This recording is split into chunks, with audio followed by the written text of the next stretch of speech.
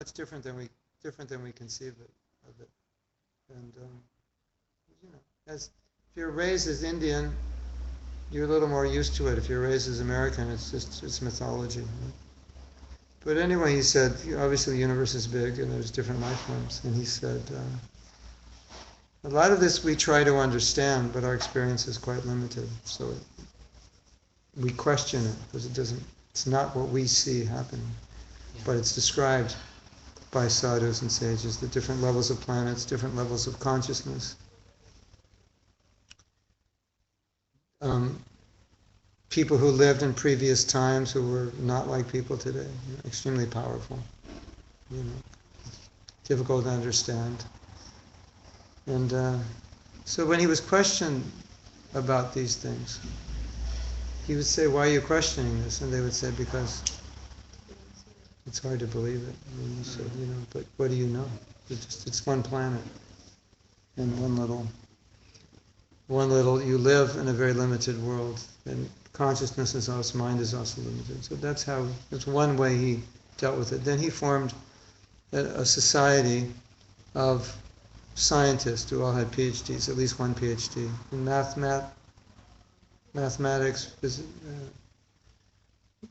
physicists, mathematicians, biologists. And he said, explain the Shastra, explain the Vedas in the language of scientists. So it still exists, it's called Bhaktivedanta Institute. So they explained in the language of scientists. And they've published many books. And some scientists appreciate it, some want to write it off because they're applying they're verifying Vedic principles based on physics, math, and so, and the reason that Prabhupada started that, he said, because the general trend of science is to describe the universe as mechanistic without a need for God. So he saw that as a way that's going to affect a lot of people. Because if you just say there's no God, but there's no science to back it up, people, they won't be convinced. But if you can convince them with science, then that will have some effect. Of course, he said you can't convince them with science, but people are being convinced. So he formed that organization to explain how the universe functions from the Vedic perspective, that there is a God, but explain it in their terms. And it still exists today. And they're based in Juhu, Bombay. Where are you from in India? He's from Pune. Uh-huh. I'm from Delhi. Oh. We visited Juhu temple. No, Chopati temple. Chopati, yeah. Chopati's further south, I think. Yeah. Juhu's like, if it's 4 a.m, it's a half hour, and if it's 3 p.m, it's an hour and a half.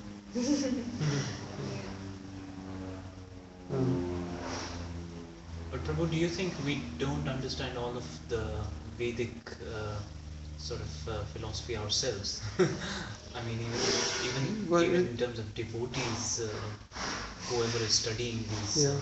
Well, there's two ways of understanding. One, you just understand intellectually. So according to your intellectual capacity and your education, then you'll understand. And then you understand according to your bhakti. So, some things are very objective, and some things you can't really understand well if you don't have bhakti. Yeah. Like you can read the Bhagavatam, astrophysics, all right, so you can read about the universe. And we have descriptions of the universe and maps of it, and you can study it. You have to reframe because there's aspects of the universe the Bhagavatam says you can't see. So, Earth is one part of it, what was known as the entire Earth, but the Earth is a part of that, and there's other. I don't understand it. My daughter understands it better than I do. She understood it when she was 13, because she had to do it in her class. Wow. But anyway, so if you have that background, then you can read that. It's objective. This is where the planets are located. This is how they travel in space and so forth. But the aspects that are more subtle, that deal with subtle aspects of Krishna and his position, they're not you can get information about it, but to understand it more deeply, then you need purification, bhakti. So that's the difference between material and spiritual knowledge. Because material knowledge, it's just about your capacity and your aptitude. Can you understand it? Do you have a brain that can understand science or math or whatever? And if you do, you can understand it, at least on a certain level. But there's so many things you won't understand spiritually, or even have faith in, if you don't have bhakti. So you can say that the Vedas exist on two levels: what is on the surface and what you can uncover through devotion and through faith. And sometimes faith comes through devotion because Krishna reveals things that you didn't have faith in. So anyway, you should, if you want, it's called Bhaktivedanta Institute. And just Google it and see what they're up to. You'd be very interested. Yeah, I do have some plans of visiting in December. Yeah. They've published a lot of books. Now, there's one devotee named Rasaraj. Ravi. Komata. Yeah. So some universities are using some of his work now, some of his, I don't know, I talked to him last year, he explained what he's doing. And it was, I can't explain to you exactly what he explained because it was difficult to understand, but he said there's subtle phenomena. He described, I forget how he described how you can be in one place and access things. It's like a mystic power almost. But he's understanding the science, and it's explained in the Bhagavatam, and he's just starting to discover it. He said, if I can harness this science, then I can prove what's in the Bhagavatam. And no one's harnessed this science, and it would be a really huge breakthrough in the scientific world. Yeah, absolutely. And then he said Google would go out of business. I don't know, he said. He said Google was afraid of him. Really? Oh, Yeah, I mean, I don't know. And he told me when he discovers this, he'll have an ad in the New York Times that said, Google is dead. He said this technology would, it's like 10,000 times faster. I see. Oh, it's because of the search capacity of the human mind that you don't need Google anymore. I think that's why. I don't know. I didn't understand. It was something about. I see. Okay. It was something about, thousands of miles of space being reached through, or controlling something thousands of miles away. I don't know, through thought or through. I didn't understand. It was above me. I didn't pay attention in my science classes. So. Okay. Anyway, so so Srila Prabhupada said, if you're a scientist, prove God exists through science, like Einstein. I think Einstein said that. You study, and then you study the universe, and if you have some faith in God, then you'll see God everywhere. Right? And if you have no faith, you'll say, show me God. And if you have faith, you say, well, he's everywhere. How could you not see him? If you have no faith, you say, no, I need to see him. You have to show me. So Prabhupada said, you use your science to show that God exists. So that's what they're doing. And he said otherwise, too much of modern science is it's so much different than it was thousands of years ago. It was very theistic. Philosophy and science were very theistic. Greek, Roman Empire, that area. And nowadays it's very atheistic. And, the idea is that, we didn't know what we knew. Now we know what we didn't know. So now you don't need God to explain it. You can explain it through physics or math, right? Chemistry. Before we explained it through God because we didn't have that. So that's what they're up against. So they have to show how God is the most probable theory, and no God doesn't fit. So anyway, it's a bit of a war, In ancient times it was demigods and demons, they fought with weapons. Now they're fighting with knowledge. But when Prabhupada came to America, he understood that and he saw it more clearly. And therefore he formed this group of scientists. So yeah, it would be good for you to see what they're doing. You'd be interested. And also I think what's interesting is they're in touch with cutting-edge scientists who are not so mainstream, who understand the faults of at least what students are being taught. You know. And I knew some of the devotee scientists, and so it was very interesting what they discovered and what you have to deal with in academia. Like, don't discover life on another planet because you'll get in trouble because you're not supposed to. I mean, unless there's a department that wants you to, but they told us stories of professors have discovered artifacts and took all the necessary means to date it, and the dates didn't come out to fit in with evolution, and they got threatened if they would publish it, like physically, like with their life, yeah. Well, one threat was you'd be fired from your post in the university. That was the first threat, but they researched it, and so they actually wrote a book on it. Have you ever seen that book, Forbidden Archaeology? It was Yeah, Dritakarma Prabhu. yeah. So Dritakarma was living when I was in San Diego, and Sadao Puto, they were both there.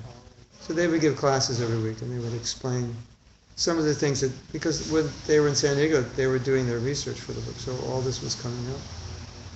And they were just researching scientific journals and just republishing, basically. It was just investigative work. Because you see, if you read the book, there's no theory. It's just showing what was found when. Because they were trying to debunk evolutionary theory, but they said that when things were found in layers of the earth that were older than what should be found, then Dritakarma would say, you have to bury what you just dug up. You can't publish it. You can't publish it at that date.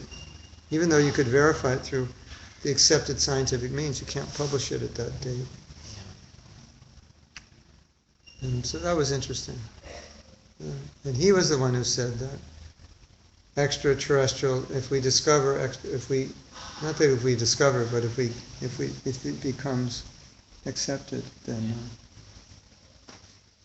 I sent an email to Dritakarma Prabhu a couple of months ago asking whether evolution could still be right and humans not being part of evolution. The whole problem is, I mean,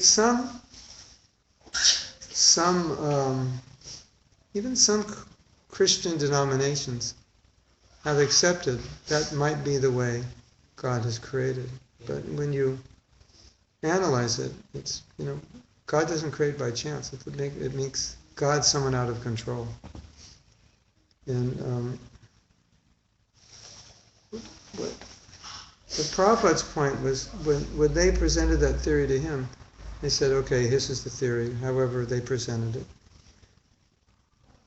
Original Big Bang, they said, okay, first there was whatever they say, infinite mass and or what, the original infinitesimal this and something that, whatever how they say it, infinitesimal energy, and I don't know. Anyway, and so whatever they would say, how it started, Prabhupada would say, where did that come from? He'd always, well, there was a Big Bang, or there was, compressed mass into a finite, all the mass of the universe in a finite, but well, where did it come from? Or primordial soup, where did it come from? He was always, so that was one of his main arguments, that wherever you start with, where it came from was not this, who is it that it came from, but they don't have beyond that. So, his point was, that's God, where it all comes from. And then in our scripture it says, Krishna expands, it's called the feature of Paramatma, he's in our heart, but he's in every atom, and he's in between every atom. So if you decide, however you dissect the atom, you'll find him there. Whatever I don't know where they're at now. When I was in school, it was only dissected in 3 parts. Now it's more, right? Yeah. How many more now? They dissect. And how many more there will be, I don't know. Exactly. Like, what is the Getting more limit? and more. Yeah. What is the limit? So, you can do a PhD in atom dissection, right?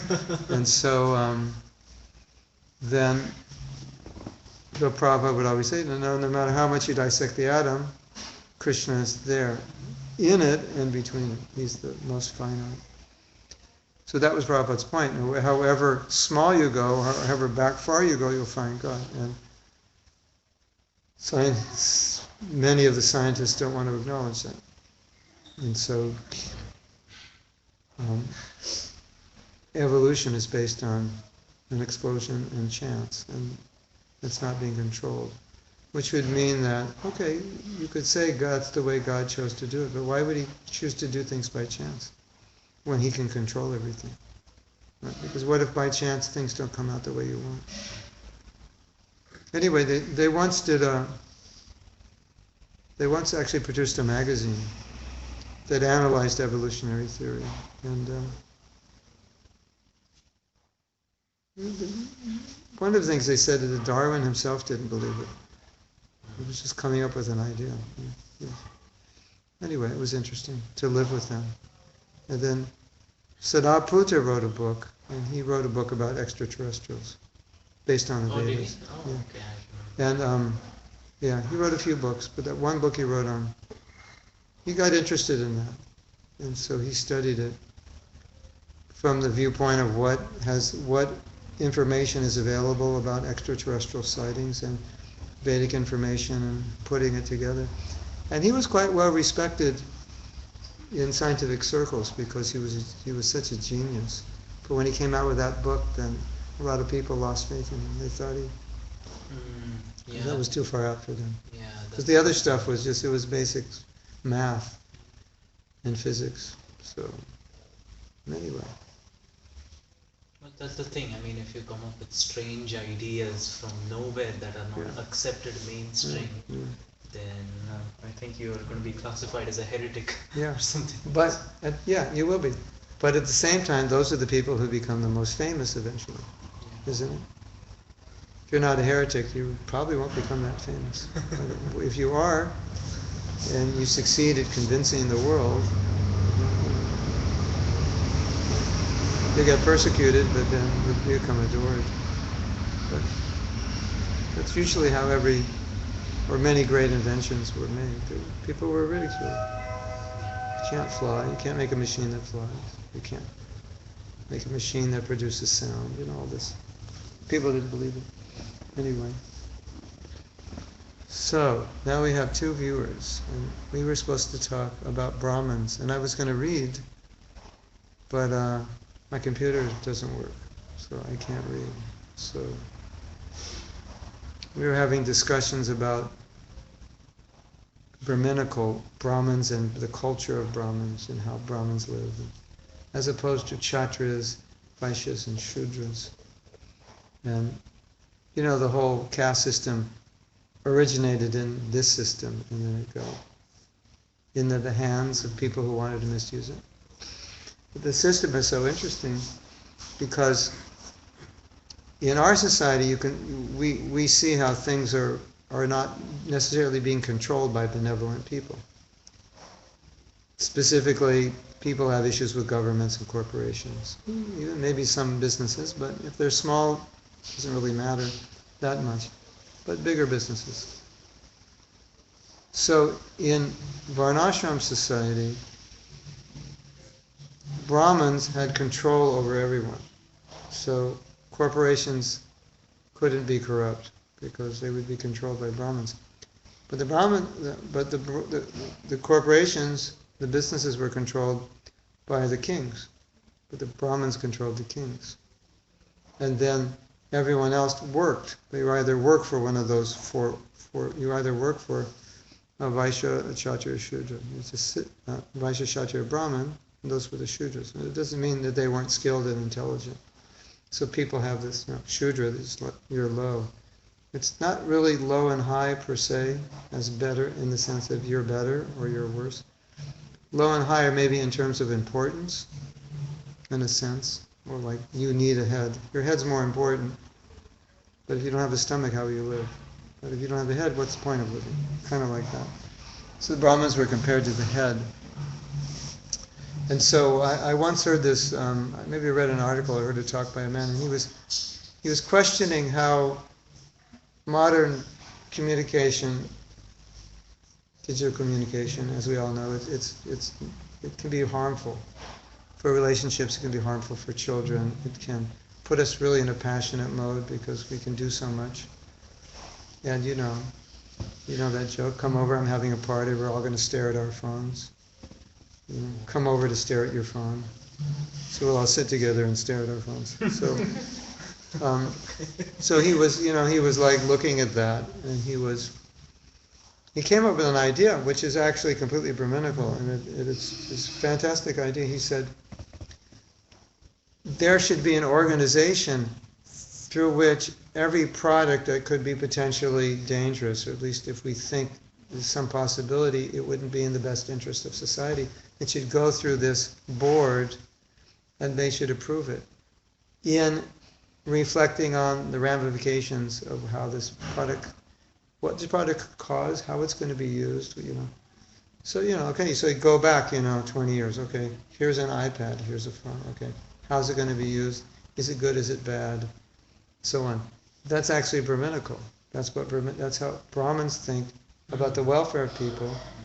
And so, in a Brahminical society, a lot of what we see today would not be allowed because business would be for serving society, business was not for making money. Vaishya was basically growing food. That was their occupation. And of course some trade and commerce, but in necessities. Not in real estate, not in stocks, not in investments, not in producing machinery that is not really necessary. So then people have to work hard to get things maybe that would not be really in the long run beneficial, complicate life. So that was a Brahmin's role. And you have kings or presidents, prime ministers, and you have ministers. The Brahmins were the ministers. You know Chanakya Pandit. You've heard of Chanakya Pandit? He was prime minister. He was the minister, Brahmin, but minister. But he gave the advice. So that's the idea. So in order for that system to work, of course, you have to have kings who understand the culture, who are not power hungry and are willing to be controlled by Brahmins. Then you have to have Brahmins who are selfless, because if they're motivated by their agenda, then the whole system corrupts, right? So in the Vedic times, the Brahmins and the Kshatriyas got the same training. They went to Gurukula and they both got the same training. Because the Kshatriyas had to understand Brahminical culture and they had to understand Shastra, because their duty was to make sure that people follow Dharma. Like Bhagavad Gita, Arjuna's fighting. Why does he fight him? To establish Dharma as a Kshatriya. And he knew, he was in Gurukula. I mean, all the Kshatriyas had, and they had even threads, like Brahminical threads they had also. Vaishyas didn't go to To my knowledge, no. So that was passed on from father to son. Striya Vaishyas Tata Shudras. That's on Bhagavad Gita. It says the Shudra, the lower caste, like Shudras and Vaishyas. Yeah, so the Brahmins and Kshatriyas, went to Gurukula. They learned, Kshatriyas may have learned military arts, but everything else they learned, that the Brahmins learned, as far as I understand. So the qualification of a Brahmin, he has many qualifications, but all the qualifications, if you sum them up, it's about service. And in order to do that service, what kept the Brahmins pure is they didn't work for money. Because once you work for money, then it can contaminate the relationship. Well, like, okay, well, I'll help you, but how much are you going to pay me? Well, that's not enough, so I'm not going to help you, right? So so Brahmins, their whole position was service to society. So they wouldn't take salaries, because that would contaminate the whole purity of the situation. So how did it work? So the Brahmins, one of their main jobs was teaching. And they would teach whoever came. And they would get donations from their students or the parents of the students, and whatever they get, they would live on. So some Brahmins had more, some had less. And if they got more than they needed, they would give that in charity for different sacrifices or for different needs in society. So they never banked money. That was their, because as soon as they start banking, investing, now they're interested in teaching, or open an institution with a tuition and like that. So they didn't do that. So their position was they remained pure. So they were like free from this money contamination. They were sense controlled. This is very important. And then they had compassion. So all the advice they gave to the Kshatriyas was about what was good for the students, for the welfare of the people. Then it became the caste system. Do you know how that degraded? Because Brahmanas got. Yeah. It starts with the head. And that's true in any company and any government, isn't it? Here, why don't you take a cushion? No, I'm good. It's just my seating posture has to change. No, but you can take. No. Why not? Do you want this cushion? I'm good. All the cushions are for you. As many as you want. So, there's a story, thank you. There's a story in the Bhagavatam. You know this story? Parikshit Maharaj. He was traveling and he was thirsty and he needed some water, so he went to the home of the sage, and the sage was in meditation, so he didn't honor him. And by Krishna's arrangement, he became upset. And he garlanded him with a snake. Or a dead snake, I don't remember. Anyway, his son became very mad, very upset, and then he cursed Parikshit Maharaj. And so their Prabhupada said, that was the beginning of Kali Yuga. As soon as the Brahmins degrade, then Kali Yuga begins. Because if you have Brahmins, they won't be Kali Yuga. Because they'll maintain Dharma, and you can't have Kali and Dharma. Right? But Parikshit Maharaj was grandson of Yudhishthira. That is? I think so. Okay. But I was thinking, Prabhuji, that when Dronacharya actually was asking for Guru Dakshina from Pandavas and Gurus, he asked for. It was like a revenge, right? Like he asked for some other Raja. Do you remember the story? Okay, so Guru Dronacharya and some Kshatriya friends were in the same Gurukul. Oh yeah, Draupada, yeah. Yeah, so when Guru Dronacharya grew old, as in he was going through misery, and he went to the king who was his friend and asked for some cows. Yeah. He said no. You're low class. Yeah. Why are you asking me? Yeah. What do you think you are? So after he taught all the Shastras to Gurus and Pandavas, he asked something like go to for get a back war. at him, the It was revenge. a revenge, Yeah, right? yeah. So is that like Is that being a Brahmana, basically? Is that being a qualification? Brahmana? No, it's being contaminated. But the whole Brahmin class was not yet. That was just one. The whole Brahmin. Oh, yeah. But so with this incident after Parikshit Maharaj, the whole Brahmin class became degraded. It's like a good government. You may have thieves, but they can't do anything because the government's on it. But when the government's weak, then the thieves come out. So the Brahmins, when the Brahmins are intact, there may be some Brahmins that are not. They may make a mistake here and there. And you see that a lot in Shastra, like sadhus will make mistakes, but that's not their normal state. It's like one incident. Durvasa Muni, sometimes he gets upset. That's not his normal state. So they're known as munis or sadhus because their normal state is different. But when the whole Brahmin class becomes corrupted, but that's the influence of Kali Yuga. So what happened is it's a natural. You see this as a natural phenomena. It still happens today, more or less. It said the Brahmins, a leader becomes corrupt, so then naturally, why would you follow them? So then the Kshatris become powerful. Right? So you have monarchy. Without these Brahminical, you have separation of church and state. Whereas before, you wouldn't call it amalgamation of church and state, but basically the king's job was dharma. Then separation of church and state. And then you have America, which is Vaishya. It's run by money rules. It's not about monarchy and dharma. And then you have communism, which is a revolt against Vaishyas, inequality. So then everybody should be the same. Then it's a revolution of Shudra. So each one revolts against it. When each class becomes degraded, the class below says, "Why should I follow?" So when Prabhupada, one of Prabhupada's visions was, at least in some limited way, he would create Brahmins.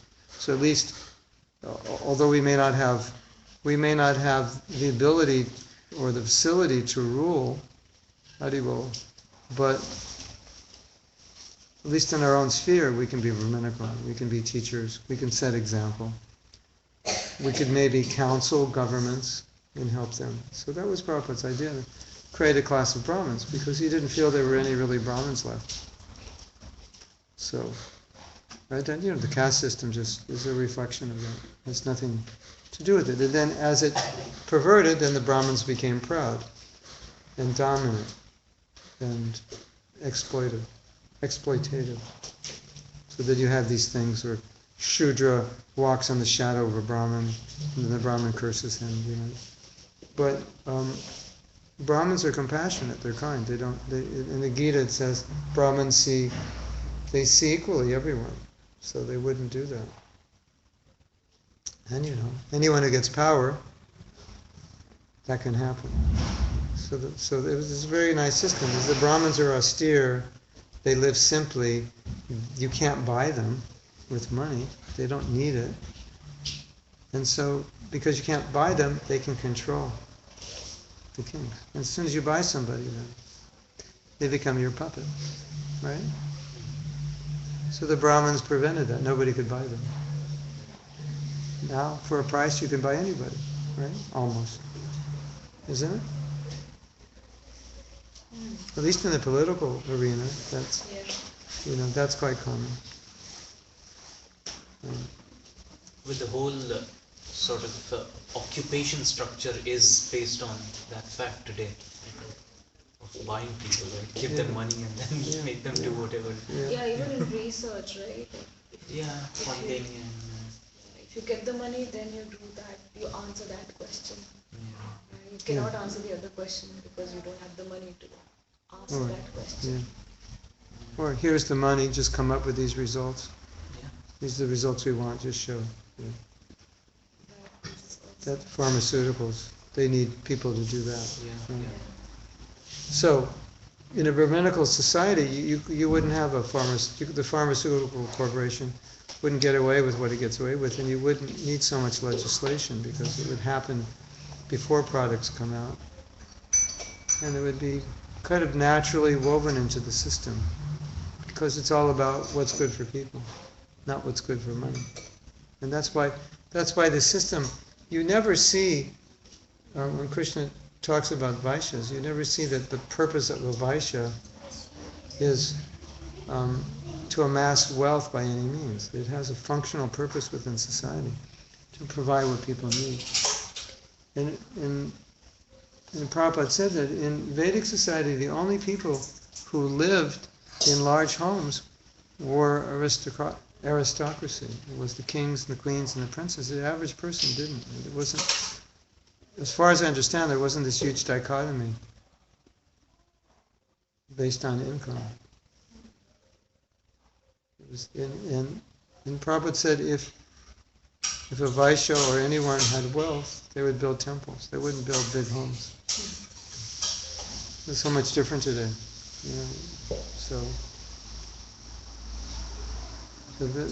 Therefore Prabhupada stressed that Brahmins are necessary. And Brahmin and Brahminical culture is the culture of sattva guna, it's the mode of goodness. Brahmins are in goodness. And Kshatriyas are in passion. And Vaishya is passion and ignorance. So, as you remove the higher modes, what are you left with? And then, not even that, but then you have Brahmins now in society, and Kshatriyas and Vaishyas, but they're not. But maybe by occupation they are, but by qualification they're not. Yeah. You know, so you have political leaders, Kshatriyas, but not really. They're not principled. Right? So,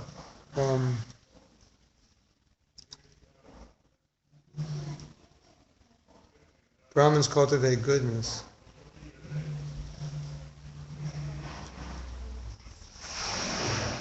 Now it's interesting because if you look at priests, Hindu priest or Christian priest, or and compare them to traditional Brahmins, generally a lot of the priest pastors, they live quite an opulent life.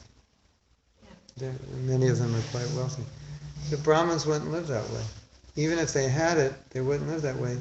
It would be used. They don't hold on to money. That's Brahminical qualification. The Prabhupada used to say, if you give a Brahmin $100,000 in the morning, by the evening he'll have nothing. He'll spend it. He'll use it because of simplicity. That's Brahminical. Right? And then Prabhupada said about a Vaishya, said, it doesn't matter how much money he makes, he always will make more. He'll always want to make more. That's Vaishya. There's no amount that's enough. That's his nature, is to make. Anyways. In the Kali Yuga. Yeah. Or Kali Yuga. Yeah. Well, that's my. Everyone thinks that way. no, but in Vedic he said that Vaishyas were just for this, like how Agricultural, cow protection, some commerce trade. It wasn't. It wasn't a stock market. Yeah. It was functional. I assume Prabhupada meant. That's the nature. That's kind of the nature in Kali Yuga. He did specify, but from what I know about Vaishya and what's going on in modern business, that's a lot of it is just post-industrialism. That in village culture, what's the need for big finance? Because everything you get locally, and you're also living.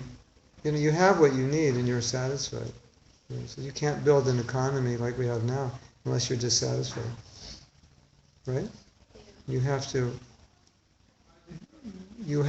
build dissatisfaction into the culture to build an economy like we have, which is not based on things which are grown locally in simplicity and using more natural resources for housing and so forth.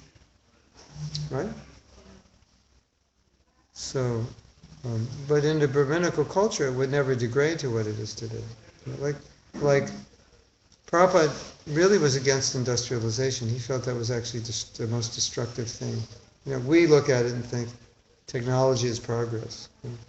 So, and then you can look at it and say, well, we're curing these diseases, and life is more comfortable. We have heat, we have cooling, hot water, all these things. Yeah, it's true. But to a certain point that it backfired. Now we're destroying the earth. Everyone's working very hard now, and there's less money. It's harder to live. And the Prabhupada knew that. And he felt that most of what post-industrial civilization was producing wasn't needed, and it was causing people to leave farms and go into the cities to produce things we don't need, but we actually need food, and they're actually happier living on a farm. It's simpler, you're there with your family, it's healthier, and that so many of the problems we face today are due to industrialization, which is, it's a double-edged sword. And I always ask people, you think your grandparents, you think you're happier than your grandparents because you have a car and an iPhone? Everybody can understand that, no. They had to go to a well, but that's just what they did, and they're probably healthier because they had to walk, a mile to the well and carry it on their head. And So now instead of us walking a mile to the well, we just go to the gym because we're sitting down all day. So it's like it's not really the way Krishna made it. So that's what the Brahmins were maintaining. Like the Brahmins understood the culture and how it worked and how every aspect of the culture fit in synergistically. So what the Shudras, Brahmins, Vaishyas, how they work together. So they'd maintain it through the Kshatriyas. And that's why it was pervading through society, because the Kshatriyas, they're the leaders. So if they administer, then everyone follows. And then the nice part is, the icing on the cake is that the goal of human life is to advance spiritually. And that's in a Varnashram society, or society run according to these principles, that would be the ultimate end. That the kings would organize society in a way that people would progress spiritually. That's the ultimate social system.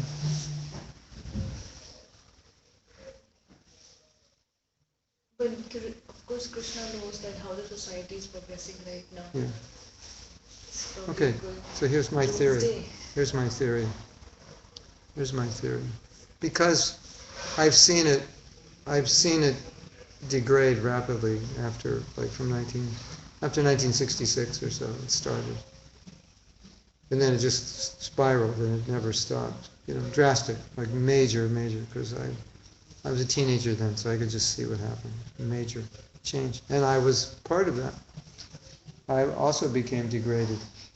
Before, we were all just nice, normal, religious, and then we degraded. So what I'm seeing now is that this degradation has an advantage, because it's making people aware that we're doing something wrong, and it's making people aware of that life without God and without following the laws of nature is not what it used to be. So in that sense, I see it's actually helping people, because if things are really going nicely, people tend not to be so interested in spirituality, or at least they tend to be less inquisitive. Like, why do you have to be? Because everything's good. And what's going on now is you can understand it according to this paradigm of Varnashram, and it's not being followed. But you can also understand it in terms of how people now are recognizing that things are bad. Like when I was teaching Krishna consciousness in the 70s, especially in the 80s, it's very hard to convince people that things are bad. Because now it's not hard. Because now you have to be blind. And after 9/11, everything just got scary. The world changed. And abortion increased, divorce increased. There are more drugs on the market, drug addictions, more depression. It's like everybody knows this. You either know it or you're experiencing it. So it's much, much easier to convince people of the need for some kind of spiritual practice to keep you sane. Whereas before, I'm happy. Everything's good. I have money. I go surfing. I have a girlfriend.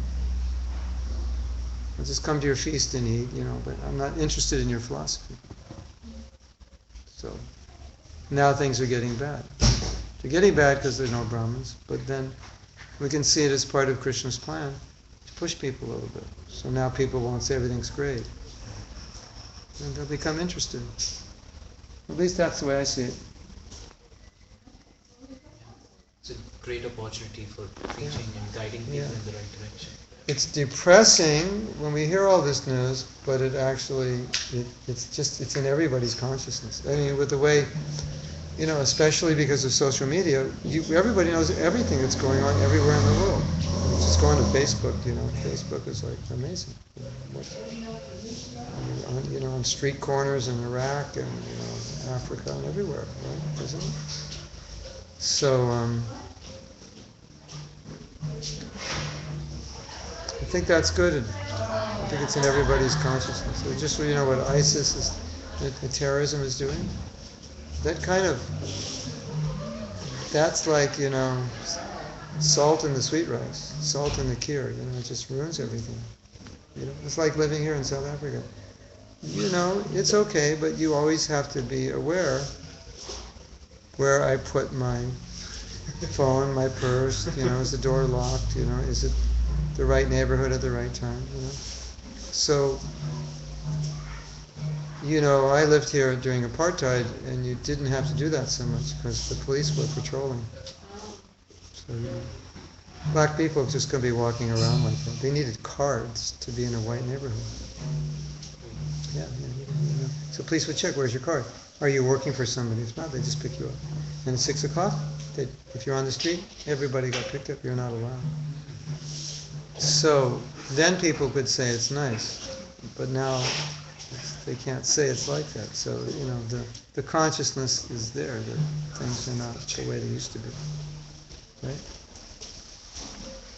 So I'm going to have to go upstairs and take my lunch. So then I'll go to the Brahmins. Please bless us so that we may be able to do our service in whatever So way we you can create, I bless you, so you create a spaceship that goes to heaven. Well, create a spaceship so that everyone may be Go able back to go God. to. Yeah. You know I'm that. very selfish. Bless me so that I can actually advance in spiritual life. Well, the best blessing is, can you use your occupation in some way in Krishna service? That's most important. The VI people can help you with that. Say hello to Judah Karma for me, if you see him, if you talk to him. Yeah, that's the best thing, because that's what Prabhupada wanted. How can I use it? Not just to earn a living, but to advance, and also to convince other people. That's the main thing. Other scientists who understand your language, convince them. But Rasaraj is that'll be interesting. Okay, everyone, we have to leave. I have to eat. Yes. Jai. Srila Prabhupada ki Jai.